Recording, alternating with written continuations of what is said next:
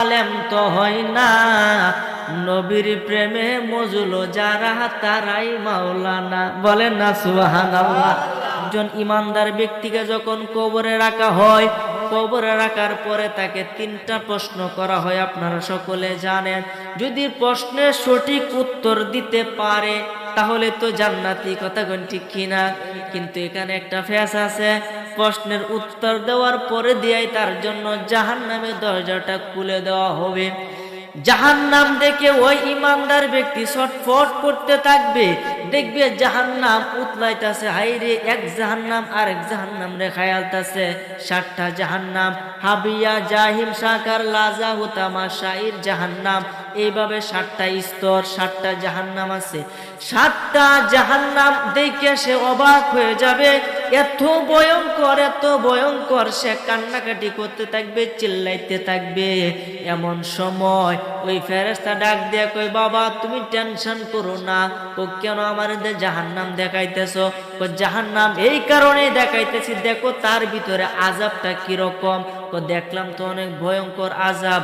ও আল্লাহ তোমাকে, তুমি প্রশ্নের উত্তর দিতে পেরেছ, তুমি ইমানদার হইয়াছ, এই জন্য আল্লাহ রাব্বুল আলামিন খুশি হইয়া তোমাকে এই জাহান্নাম থেকে মুক্ত করে তোমাকে জান্নাত দান করিয়াছে।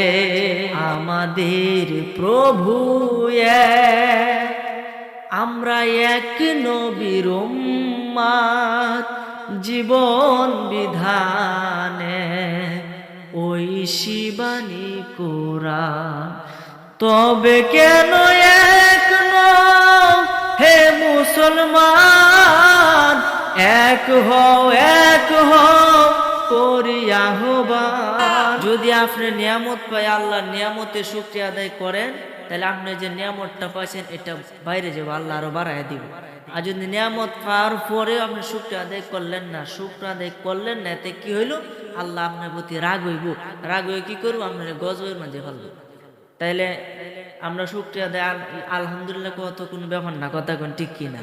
আর একবার সুবহানাল্লাহ, আল্লাহু আকবার, আলহামদুলিল্লাহ এগুলা বললে আসমান এবং জমিনে যে ফাঁক জায়গাটা পুরাটা শব্দে ভরে যায়। পুরাটা শব্দে ভরে যাতে তা আপনি সবের ভিতরে হাবুডুবু খাইতেছেন, আপনি তো মরলেও আপনার সাথে সব বাজে যাবো, কথা কোন ঠিক কিনা? এই জন্য আমার ভাইরা, বাবারা, বন্ধুরা খুব মনোযোগ দেন। ভূমিকা সংক্ষেপ করলাম, মেন আলোচনার ভিতরে ঢুকে গেলাম, একটু মনোযোগ দেন রে বাবা। কয়েকটা কথা বলবো, আমি আশা করব আমল করলে জান্নাতে যাবেন ইনশাআল্লাহ। আল্লাহ আপনারা আমারে বানাইয়া এই পৃথিবীতে দিছে পাঠাইয়া, একদিন পৃথিবীও থাকবে না, আপনি আমিও থাকবো না, কোনো কিছুই থাকবে না, সবকিছু মাটির উপরে পড়ে থাকবে, শুধু আপনি থাকবেন মাটির ভিতরে, কথা কোন ঠিক কিনা? এই জন্য আমার ভাইরা, বাবারা, বন্ধুরা, দুনিয়ার মধ্যে বাহাদুরি করার সুযোগ নাই।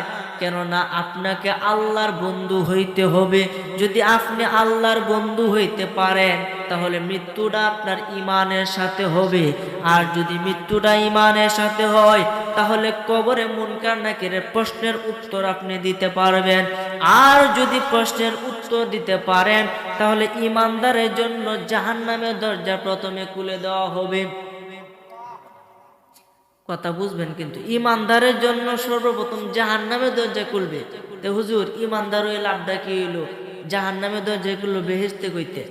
একটু মনোযোগ দেন, কথা ফেস লাগায়েন না, বুঝতে গিয়ে ফেস লাগায় সকালে উঠতে গালি দিয়েন না।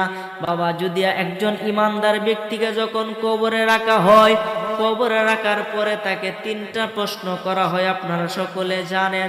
যদি প্রশ্নের সঠিক উত্তর দিতে পারে তাহলে তো জান্নাতি, কথা কোন ঠিক কিনা? কিন্তু এখানে একটা ফেস আছে, প্রশ্নের উত্তর দেওয়ার পরে দিয়েই তার জন্য জাহান্নামের দরজাটা খুলে দেওয়া হবে। জাহান্নাম দেখে ওই ইমানদার ব্যক্তি ছটফট করতে থাকবে, দেখবে জাহান্নাম উতলাইতাছে, হাইরে এক জাহান্নাম আরেক জাহান্নাম রে খায়ালতাছে। 7টা জাহান্নাম, হাবিয়া, জাহিম, সাকার, লাজা, হুতামা, শাইর জাহান্নাম, এইভাবে 7টা স্তর, 7টা জাহান্নাম আছে। 7টা জাহান্নাম দেখে সে অবাক হয়ে যাবে, এত ভয়ঙ্কর, এত ভয়ঙ্কর। সে কান্নাকাটি করতে থাকবে, চিল্লাইতে থাকবে। এমন সময় ওই ফেরেশতা ডাক দিয়া কই বাবা তুমি টেনশন করো না।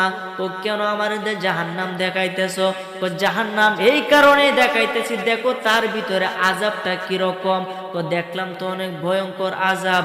ও আল্লাহ তোমাকে, তুমি প্রশ্নের উত্তর দিতে পেরেছ, তুমি ঈমানদার হইয়াছ, এই জন্য আল্লাহ রাব্বুল আলামিন খুশি হইয়া তোমাকে এই জাহান্নাম থেকে মুক্ত করে তোমাকে জান্নাত দান করিয়াছে। প্রথম এরপরে তার জন্য জান্নাতের দরজা খুলে দেওয়া হবে। এরপরে জান্নাতের ভিতর থেকে আরামদায়ক বাতাস তার কবরে আসতে থাকবে। দুইজন ফেরেশতা তার জন্য একটা সবুজ গালিচা আনবে, আইনা কবরের মধ্যে বিছাইবে। কবরটা 70 হাত প্রশস্ত করে দেওয়া, বড় করা হবে। কবরটা কি করা হবে? বড় করা হবে তার জন্য, যাতে সে গৈরিয়া সইরে ঘুমাইতে পারে আরামদায়ক। তখন এই বিছানা আইনা কইব বাবা একটু ঘুমাও। আমার বাড়ির লোকটা দেখতেছো কিবা কান্তাছে? দেখতেছি। একটু সময় দিব, আমি কালি কই আয়াম যে আমার আল্লাহ শান্তি হারে রাখছে, তোমরা কান্দো না, এমনি কালি একটু সুযোগ দিবা। আমরা তো অনেক দূর থেকে আইছি, আমাদের তো আরো কাজ আছে, আপনি খালি একটু শুন, এরপর আমরা চলে যাবো, এরপর আপনি জান যে কইলে তো ঠিক কইছই। এতে কয়জন ইমানদার ব্যক্তি এই সবুজ গালিচার মধ্যে শুইব, শোয়ার সঙ্গে সঙ্গে আল্লাহ রাব্বুল আলামিন তার চোখের মধ্যে একটা আরামদায়ক ঘুম দিব, যে ঘুমের কারণে সেই ব্যক্তি কিয়ামত পর্যন্ত ঘুমাইবো আর সজাগ হবে না। তাইলে আমরা যদি ঘুমান, সারা রাত পার হয়ে সারা দিন পার হয়ে যা, এবার ঘুমাতে উঠলে কি মনে হয় যে এত সময় গেছে? তাহলে বোঝা যায় যদি কবরের ভিতরে আপনি ঘুমাইতে পারেন, তাহলে আপনি বুঝবেন না যে লক্ষ লক্ষ কোটি কোটি বছর চলে গেছে, আপনি ধারণাও করতে পারবেন না। এই জন্য ইমানদার হওয়ার দরকার আছে না নাই? কথা বলেন না, কেরে আছে না নাই? ফিসাররা কি আমার প্রতি গুসা উঠছেন নাকি? কথা কই না কেরে? আপনারা রাজি আছেন না? ইনশাল্লাহ আছেন না? আতুরাই দিয়েছে সবাই। নারে তাকবীর, নারে রিসালাত, সকল আলহামদুলিল্লাহ। এই জন্য আমার ভাইরা, বাবারা, বন্ধুরা, আমার কথা না বুঝলে একটু প্রশ্ন কইরা। আপনাকে আমাকে ইমানদার হইতে হবে, আল্লাহর বন্ধু হইতে হবে। যদি আল্লাহর বন্ধু হইতে পারেন, আজরাইল আসবো, দরজার মধ্যে হাসবো, বলেন না সুবহানাল্লাহ। আজরাইল আইব আপনার দরজা, আয়া খারইব, খারইব আসসালামু আলাইকুম, আমি কি ভিতরে আসতে পারি? প্রশ্ন করব। তখন যখন জানটা কবজ করতে লইব, তখন জান কবজ করতে না। তখন আল্লাহ রাব্বুল আলামিন যখন বলবে, আল্লাহ তোমার এই বান্দার জান তো আমি কবজ করতে পারতেছি না, এখন আমি কি করব? আমার আল্লাহ ডাক দিয়া দেখেন কত সুন্দর ফয়সালা দিয়ে দিতেছে। ওই বান্দা তো আমার পাগল ছিল, আমার প্রেমিক ছিল, আমার ওলি, আমার বন্ধু, এই জন্য তুমি তাকে এভাবে হত্যা করতে পারবা না। এক কাজ করো, তোমার ডান হাতের মধ্যে আমি আল্লাহর কুদরতি নামটা তুমি লেখো, আল্লাহ শব্দটা লেখো, লেখা তার সামনে ধরো, তার জান কবজ করতে হইতো না, তার রূহ আপনা আপনি তোমার হাতে চলে আসবে। মানে কি বুঝলেন? ইমানদারের জান কবজ কি কষ্ট হইব নাকি সহজ হইব? কথা কন্যারা কষ্ট না সহজ? এই জন্য ইয়া মুহাম্মদ মুস্তাফা নবী সাল্লাল্লাহু আলা, ইয়া মুহাম্মদ মুস্তাফা নবী আলা, ইয়া মুহাম্মদ মুস্তাফা নবী সাল্লাল্লাহু আলা। ওরে শাফায়াতের কান্দারি মদিনা ওয়ালা, ইয়া মুহাম্মদ মুস্তাফা নবী আলা, ইয়া মুহাম্মদ মুস্তাফা নবী। কেউ বা বলে নবী গোলাপের বাবা, নবীজি আমার কাবার কাবা। কেউ বা বলে নবী গোলাপের বাবা, নবীজি আমার কাবার কাবা। নয় সে গোলাপ নয় সে কাবা, নূর আল্লাহ, ইয়া মুহাম্মদ মুস্তাফা সাল্লাল্লাহু আলা, ইয়া মুহাম্মদ মুস্তাফা নবী। ওরে শাফায়াতের কান ভান্ডারি মদিনা ওয়ালা ইয়া মুহাম্মদ মুস্তাফা নবী সাল্লাল্লাহু আলা ইয়া মুহাম্মদ মুস্তাফা নবী সাল্লাল্লাহু আলা। জোরে বলেন না সুবহানাল্লাহ। এই জন্য আমার ভাইরা, বাবারা, বন্ধুরা, বলতেছিলাম আপনি আমাকে আল্লাহর ওলি হইতে হবে। আজকের এই মাওলানা আব্দুল মজিদ পীর সাহেবের বাড়িতে বৈশা আমি বইলা গেলাম, যদি আপনি আল্লাহর ওলি না হইয়া কবরে যান, শুধু আমি নয়, আপনি নয়, তামাম পৃথিবীর মানুষের বুকে আমি কথাটা বললাম, যদি আপনি আল্লাহর ওলি না হইয়া কবরে যান, নির্ঘাত জাহান্নামে যাবেন। নির্ঘাত, আর কোনো সন্দেহ নাই। তার মানে আল্লাহর ওলি হইতে হবে কি হবে না? যদি কেউ না, হুজুর আমি তো আল্লাহর ওলি হইতাম না, আমার তো ভক্ত মরিদ নাই, তে কের ওলিটা? আরে ভক্ত মরিদ লাগবে না, আপনি নিজে সাধারণ মানুষ আল্লাহর ওলি হয়, বলেন না সুবহানাল্লাহ। আর আল্লাহর ওলি হইতে টাইটেল পাস করতে হয় না, দাওরায় কামিল পড়তে হয় না, কোনো কিছুই করতে হয় না। আল্লাহর ওলি হইতে গেলে নবীর ভালোবাসাই যথেষ্ট। যারা বলেন না সুবহানাল্লাহ। আরে কোরআন হাদিস পড়লে সবাই আলেম তো হয় না। আরে কোরআন হাদিস পড়লে সবাই আলেম তো হয় না। নবীর প্রেমে মজলো যারা তারাই মাওলানা, বলেন না সুবহানাল্লাহ। এই জন্য আমার ভাইরা, বাবারা, বন্ধুরা, সেই নবীকে জানের চাইতে মহব্বত করতে হবে। নবীজি বলেছেন, মান আহাব্বা সুন্নতি ফাকাদ আহাব্বানি ওয়া মান আহাব্বানি কানা মাই ফিল জান্নাহ, বলেন না সুবহানাল্লাহ। নবীজি বলেন, যে ব্যক্তি আমার সুন্নতকে ভালোবাসলো, আমার সুন্নতকে মহব্বত করলো, সে ব্যক্তি আমি নবীজিকে মহব্বত করলো। আর যে ব্যক্তি আমি নবীজিকে মহব্বত করলো, সে ব্যক্তি জান্নাতে যাবে, বলেন না সুবহানাল্লাহ। এখন দাড়ি রাখা কার সুন্নত? জুব্বা পরা কার সুন্নত? মাথার মধ্যে কালো, সাদা অথবা সবুজ পাগড়ি পরিধান করা নবীজির সুন্নত। এই সুন্নত গুলাতে আমাদের পালন করতে হবে। জামাতে নামাজ পড়া সুন্নতে মুআক্কাদা, বড় সুন্নত, এটা আমাদের পালন করতে হবে। এরপরে বিভিন্ন জায়গার মধ্যে সুন্নত কিছু কাজ আছে, এগুলা করতে হবে। নবীজি বলছেন, যে ব্যক্তি আমার সুন্নতকে ভালোবাসলো, সে আমাকে ভালোবাসলো, আর যে আমারে ভালোবাসলো সে তো জান্নাতেই যাবে, বলেন না সুবহানাল্লাহ। এই জন্য আমার ভাইরা, বাবারা, বন্ধুরা, নবীজি বলেছেন, লা ইউমিনু আহাদুকুম হাত্তা আকুনা আহাব্বা ইলাইহি মিন ওয়ালিদিহি ওয়া ওয়ালাদিহি ওয়ান নাসি আজমাইন। ততক্ষণ তোমার বিবি বাচ্চা, সংসার, পাড়া প্রতিবেশী যা কিছু আছে সব কিছু থেকে, এমনকি তোমার নিজের জানের চাইতে বেশি যদি আমাকে মহব্বত না করো, তাইলে তুমি একজন মুমিন হইতে পারবে না, বলেন না সুবহানাল্লাহ। সব কিছুর আগে কি? নবীর ভালোবাসা। এরপরে হয়েছে, আগে হয়েছে ইমান, এরপরে হয়েছে আমল। আমল হয়েছে নামাজ, রোজা হয়েছে আমল, হজ আমল, যাকাত আমল, সবকিছু হয়েছে আমল। সবার আগে হয়েছে ইমান। কেননা নবীজি বলেছেন, আখলিস দীনাকা ইয়াকফিকাল আমালুল কলিল, তোমার ইমানকে কাটি করো, অল্প আমল করলে এটা নাজাতের জন্য যথেষ্ট হয়ে যাবে।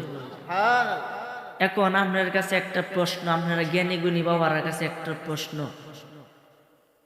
একটা এক লিখলাম, আমি কি লিখলাম? এক।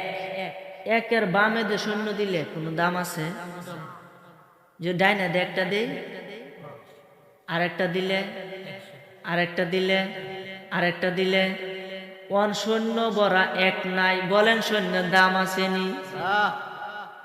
আপনার কোনো কিছুই নাই, কোনো সৈন্য নাই, শুধু এক আছে, বলেন এটার দাম আসেনি? আছে। একটু বুঝবেন রে বাবা। এক দিলাম, সাথে একটা শূন্য লাগাইলাম, একের থেকে 10 হইয়া গেল। আর একটা শূন্য দিলাম, 100 হইয়া গেল। আরেকটা দিলাম 1000 হয়ে গেল। আরেকটা দিলাম 10,000, আরেকটা দিলাম 1 লক্ষ। এইভাবে বাড়তে বাড়তে খালি শূন্য দিয়াম যত, তো খালি একের দাম বাড়বে। কথা বলেন ঠিক কিনা? তেমনি ভাবে নবীর ভালোবাসা হইছে প্রথম। যদি সামনের এক নাই, শূন্যের কোনো মূল্য নাই। নামাজ হইছে শূন্য, রোজা হইছে শূন্য, হজ হইছে শূন্য, যাকাত শূন্য, সমস্ত আমল শূন্য। নবীর ভালোবাসা, নবীর মুহাব্বত হইছে এক। এক যখন নাই, শূন্যর দাম নাই। নবীর ভালোবাসা নাই, আপনার আমলের কোনো দাম নাই। কথা বলেন ঠিক কিনা? এই জন্য বাবা একটাকে ঠিক রাখতে হবে। একটাকে কি রাখতে হবে? আমাদের প্রভু এক, আমরা এক নবীর উম্মত, জীবন বিধানে ওই শিবানী কোরআন। তবে কেন এক নও হে মুসলমান, এক হও করি আহ্বান। কথা কোন ঠিক কিনা? আমাদের মধ্যে দল হইছে না অনেক। আই সভ্য না, এত দল আমি বুঝতে পাই না, মুসলমানের মধ্যে কেন এত দল? দলাদলি কিসের? আমরা তো আহলে সুন্নাত ওয়াল জামাতের সকলে অন্তর্ভুক্ত। নবীজি কইছে ফিতনা যুগে ৭৩টা দল হইব, এর মাঝে একটা দল ৭১ দল, একটা দল বেহেশতে যাবে, ৭২ দলে জাহান্নামে যাবে। তখন সাহাবীরা যে হে রাসূলুল্লাহ, একটা দল যে বেহেশতে যাইব, এরা কেলা? এরা হইছে আমি এবং আমার সাহাবেরা অনুসরণ যারা করে তারাই যাবে বেহেশতে। এবং সাহাবী এবং নবীজির অনুসরণ যে দলটা করে, এই দলটার নামই হলো আহলে সুন্নাত ওয়াল জামাত। বলেন না সুবহানাল্লাহ? এই জন্য আমরা তো সকলে একই পথের যাত্রী, আমরা তো সকলে কবর দেশে যেতে হবে। এই জন্য কেন আমরা দলাদলি করব? আসুন আমরা সবাই এক হয়ে যাই। এক হইলে বাতিলরা আমাদের সামনে মাথা উঁচু করে দাঁড়াতে পারবে না। এই জন্য আমার ভাইরা, বাবারা, বন্ধুরা, আল্লাহর ওলি আপনাকে আমাকে হইতে হবে, আল্লাহর বন্ধু হইতে হবে। যদি আপনি আল্লাহর বন্ধু না হন, তাহলে কবরে গেলে আপনি ফেরেশতার বাড়ি খাইবেন। যে ফেরেশতা চোখে দেখে না, কানে শুনে না, বিটির বিছানা ডাইনে বামে মাটি, আমার মাটির বিছানা। আমি মরে গেলে আমায় তোমরা ভুইলা যায়ও না, আমি চলে গেলে আমায় তোমরা ভুইলা যায়ও না। আমার মরণ আসিবে কখন কেউ তো জানে না, আমার মরণ